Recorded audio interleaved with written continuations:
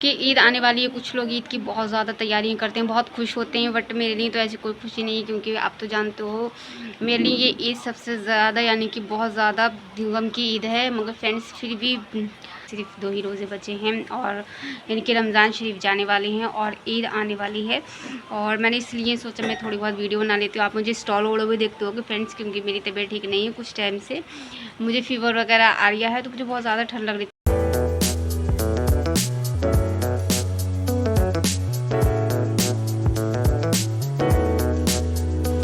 अस्सलाम फ्रेंड्स, आप सब कैसे हो? आप सब इंशाल्लाह बहुत बहुत अच्छे होंगे और मैं भी अच्छी हूँ। तो मैंने सोचा क्यों ना मैं छोटा मोटा ऐसा ही ब्लॉग बना लेती हूँ। यानी कि 2 रोज़े शायद बचे हैं। अगर 29 की ईद हुई तो हमारा एक ही बचेगा, अगर 30 की ईद हुई तो बट हमारे सिर्फ 2 ही रोज़े बचे हैं और यानी कि रमज़ान शरीफ जाने वाले हैं और ईद आने वाली है। और मैंने इसलिए सोचा मैं थोड़ी बहुत वीडियो बना लेती हूँ। आप मुझे स्टॉल वोड़ भी देखते हो कि फ्रेंड्स, क्योंकि मेरी तबीयत ठीक नहीं है कुछ टाइम से, मुझे फीवर वगैरह आ रहा है, तो मुझे बहुत ज़्यादा ठंड लग रही थी, तो इसलिए मैंने स्टॉल ओढ़ लिया है। चलो मैं ये दुपट्टा भी ओढ़ी हूँ, दुपट्टा ओढ़ लेती।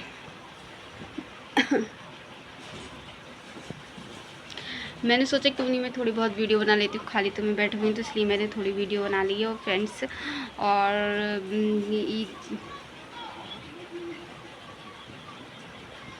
क्योंकि ईद आने वाली है, कुछ लोग ईद की बहुत ज़्यादा तैयारियां करते हैं, बहुत खुश होते हैं, बट मेरे लिए तो ऐसी कोई खुशी नहीं है, क्योंकि आप तो जानते हो मेरे लिए ये ईद सबसे ज़्यादा यानी कि बहुत ज़्यादा गम की ईद है। मगर फ्रेंड्स फिर भी हमारे यानी कि फ़लस्तीन में क्या कुछ हुआ है ये लोगों को नहीं पता है, क्योंकि अपने ईमान से डगमगा गए हैं। क्योंकि फ़लस्तीन में इतना कुछ हुआ है, छोटे बच्चे मासूम और बड़े लोग सब, यानी कि वहाँ तो सब कुछ बर्बाद हो गया। मगर फिर भी हमारे जो यहाँ के लोग हैं वो ईद के लिए सारी तैयारी कर रहे हैं, कभी कुछ कर रहे हैं, कहीं कुछ कर रहे हैं।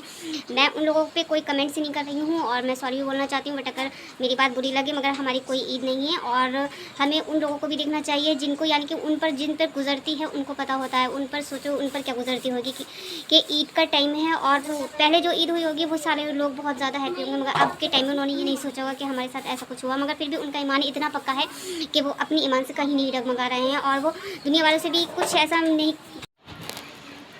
क्योंकि फ्रेंड्स ये ईद मेरे लिए भी बहुत ज़्यादा गम की ईद है। बट मैं रमज़ान जब होते थे तो मैं बहुत ज़्यादा खुश होती थी। मैं छोटी छोटी चीज़ के लिए बहुत ज़्यादा खुश होती थी, बहुत हैप्पी रहती थी कि आज रमज़ान जा रहा है, आज इतने दिन बचे, आज ये है, आज वो है। मुझे ना रमज़ानों की कोई ऐसी खुशी हुई ना ईद की तो मेरे लिए कोई खुशी है नहीं, कोई मायने रखती नहीं है। बट मगर और लोग जो हैं वो बहुत ज़्यादा यानी कि हैप्पी हैं कि हम ये करेंगे, ईद पर वो करेंगे। बहुत से लोग होते हैं जिनको खुशियाँ होती हैं।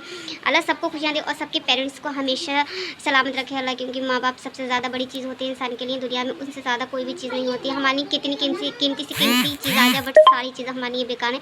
सिर्फ जो हमारे हैं सबसे मेन हमारे पेरेंट्स हैं। अल्लाह हमारे पेरेंट्स को यानी कि जिनके भी पेरेंट्स हैं उनको सबको अल्लाह सलामत रखे और हर बुरी चीज़ों से, हर बुरी आफतों से बचाए। उनके सदक़े में मेरी अम्मी को भी और अल्लाह से ये दुआ है कि जो वहाँ पर फ़लस्तीन में भी जो लोग गुजर चुके हैं कि उनको मग़फ़िरत अल्लाह फ़रमाए और जन्नत में आला मकाम दे। उनके सदक़े में मेरे पापा को भी। और इंशाअल्लाह ये ईद मैं तो चाहती हूँ कि कोई भी लोग जो हमारे मुसलमान लोग हैं उन्हें कोई फ़र्क नहीं पड़ता है, क्योंकि वो सोचते हैं कि जो हुआ है वो बीत गया, ये बीतता नहीं है, जिस पर गुजरती है वही जानता है, क्योंकि वहाँ तो सब कुछ खत्म हो गया। बट मेरी तो ईद वैसे भी नहीं, क्योंकि मेरे पापा जी भी आप सबको पता है कि नहीं है। और ये ईद मेरे लिए बहुत ज़्यादा यानी कि पहली ईद ऐसी है बहुत ज़्यादा गम की। और बट अगर बाई चांस मेरे पापा जी भी होते तो मुझे फ़लस्तीन यानी कि वहाँ पर जो कुछ हुआ है, मुझे वहाँ का बहुत ज़्यादा यानी कि मेरी आंखों में से आंसू निकल आते हैं। सोचती हूँ तो कि क्या कुछ मतलब वहाँ पर हुआ है, मासूम बच्चे अपने घरों से, यानी कि इतने तो बच्चे वहाँ पर ख़त्म हो चुके हैं कि समझो सब कुछ ही वहाँ तबाह हो गया। कुछ बच्चे हैं वो इतने कि मैंने ज़्यादा से ज़्यादा वहाँ के लिए अपने लिए भी दुआ करी है और वहाँ के लिए भी बहुत ज़्यादा दुआ करी है, क्योंकि अल्लाह क्या पता किसकी दुआ को कबूल फरमा ले। और वहाँ के लोग बहुत पक्के ईमान के और बहुत ज़्यादा अच्छे लोग हैं। मैं उनकी दिल से रिस्पेक्ट करती हूँ और आप लोगों से भी कहूँगी कि यानी कि ये ईद हमारी कोई भी ईद नहीं मानी जाती है, मगर लोगों को कोई फ़र्क नहीं पड़ता है। लोगों को ये नहीं पता होता है किसी के दिलों पे क्या बीत रही है, किसी के दिल पे क्या है क्या नहीं है, कोई भी किसी को फ़र्क नहीं पड़ता है, क्योंकि जिस पर बीतती है उसी को पता होता है, बाकी किसी को पता नहीं होता है। क्योंकि सब लोग खुश होते हैं, सोचते हैं जो हुआ सो हुआ। मगर वहाँ के मंज़र को अगर इंसान सोचे और देखे तो सब कुछ समझे इंसान के लिए ख़त्म है, क्योंकि ये जो मंज़र है ये हर किसी पर भी गुजर सकता है, चाहे बिना अल्लाह के उससे अज़ाब से भी डरो, क्योंकि अल्लाह का अज़ाब कब किस पर आ जाए कोई पता नहीं होता।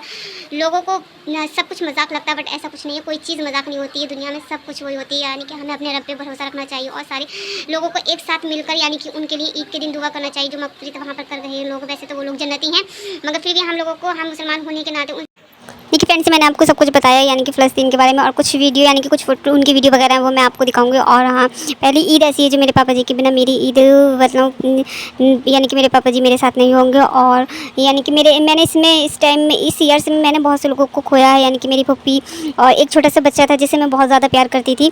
यानी कि मेरी यहीं के थे तो वो बहुत छोटे से थे, मेरे पास ज़्यादा से ज़्यादा वो रहते थे, उनकी मम्मी आ जाती थी तो वो मेरे पास ही रहते थे वो। और मैंने अपनी पप्पी, अपने पापा जी और भी बहुत से लोगों को मैंने देखा है और इस ईद में खोया है।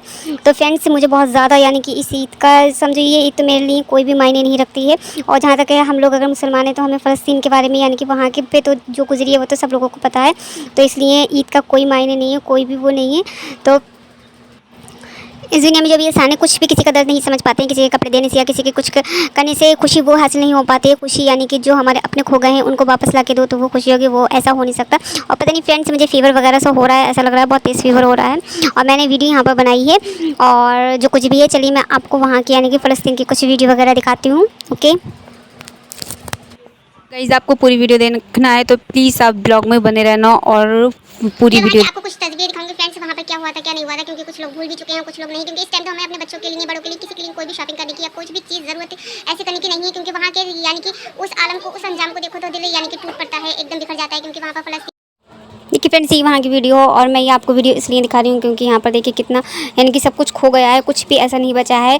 यानी कि हमारे रमज़ान में 56 मुल्क के लोग ईद की शॉपिंग कर रहे हैं, उन्हें फ़लस्तीन वालों का कोई खबर नहीं। जब अल्लाह के सामने वो हमें वहाँ पर खड़ा करेंगे तब पता चलेगा कि क्या होता है। वो यानी कि वहाँ के बच्चे भूख प्यास से तड़प रहे हैं, मगर जो यहाँ के लोग हैं उन्हें कोई फ़र्क नहीं पड़ता। और ये देखिए माशाल्लाह कितने अच्छे घर से लग रहे हैं, मगर फिर भी इनको यहाँ पर एक कट्टा यानी कि आटे का मिला है। वो अल्लाह का इतना शुक्र, यानी कि सब कुछ खोने के बाद, सब कुछ तबाह होने के बाद भी फिर वो अल्लाह का शुक्र अदा कर रहे हैं, क्योंकि हमारे अल्लाह से बड़ा इस दुनिया में ना कोई है ना कोई होगा।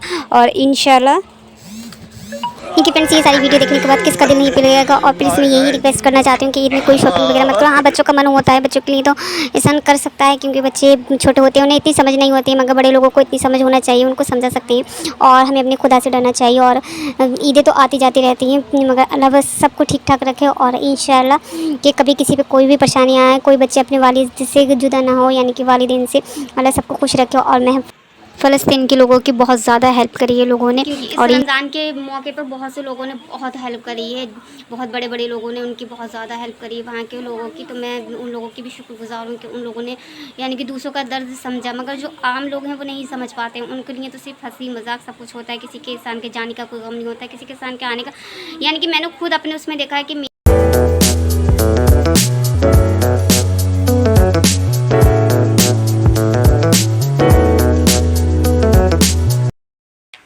देखिए फ्रेंड्स, जो ईशा के पीछे वाइट कुर्ता पजामे दिख रहे हैं वो मेरे पापा हैं, और मैंने उनका भी इसमें डाल दिया है यानी कि ईद पर, क्योंकि मेरे लिए कोई भी खुशी ऐसी मायने रखती है, आप तो जानते हो। क्योंकि सबसे ज़्यादा हमारे लिए हमारे पेरेंट्स इंपॉर्टेंट होते हैं, और यानी कि मेरे पापा मेरे साथ अब नहीं हैं।